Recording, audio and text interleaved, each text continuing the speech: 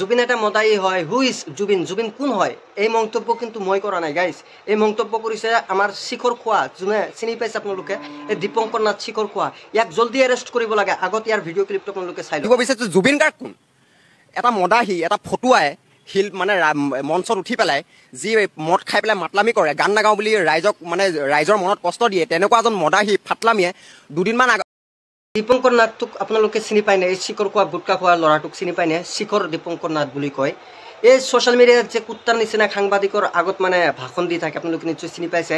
এই কুত্তা কেলা জুবিন দাক মানে বেয়াকৈ মন্তব্য কৰিছে। জুবিন দা নেকি মদাহী, এনেকুৱা মন্তব্য কৰিছে। তেওঁক জলদি এৰেষ্ট কৰিব লাগে আৰু য'তে পাব তেওঁক সকলোৱে ৰাস্তাত ধৰি কিনে লেংটাকে কোবাব। ইয়াক আপোনালোকে নিশ্চয় স্ক্ৰীণত চাই আছে। ইয়াক লেংটাকে কোবাব। আৰু ই মানে জুবিন দাক লৈ বেয়া মন্তব্য কৰা খাওক ক'ত পালে? কেনেকৈ কৈ আছে হু ইজ জুবিন? জুবিন কোন হয়? এই জুবিন তই নাজানা কোন হয়? কেলা আমাৰ অসমৰ সম্পদ হয় জুবিন দা, আমাৰ অসমৰ সম্পদ। তেওঁক লৈ বাজে কথা কবি, তোক মানুহে এৰি দিব নেকি? আপোনালোকে যিমান পাৰে এই গুটকা খোৱাটোক এৰেষ্ট কৰিব লাগে। যিমান পাৰে আজিৰ ভিডিঅ'টো যিমান পাৰে শ্বেয়াৰ কৰি বিশ্বৰ কোনাই কোনাই পঠাই দিয়ক। আপোনালোকে যিমান পাৰে আমাৰ CM-ৰ তাত যদি এই ভিডিঅ'টো যায়, আপোনালোকে যিমান পাৰে ভিডিঅ'টো শ্বেয়াৰ কৰক। আৰু এই গুটকা খোৱাটোক আপোনালোকে যিমান পাৰে অতি সোনকালে এৰেষ্ট কৰিব লাগিব। আৰু এৰেষ্ট নকৰিলে অসমৰ ৰাইজ বহুত উত্তেজিত হৈ আছে। ডাইৰেক্টলি লেংটাকে কোবাব ৰাস্তাত পালে এই দীপঙ্কৰ নাথক, ঠিক আছে? আৰু এই দীপঙ্কৰ নাথ তোক কৈছোঁ, নেক্সটত যদি এনেকুৱা কথা তই কোৱা তেনেহ'লে তোৰ কিন্তু অসুবিধা আছে। এইটো কিন্তু গম পাই যাবি, বুজি পাইছেনে?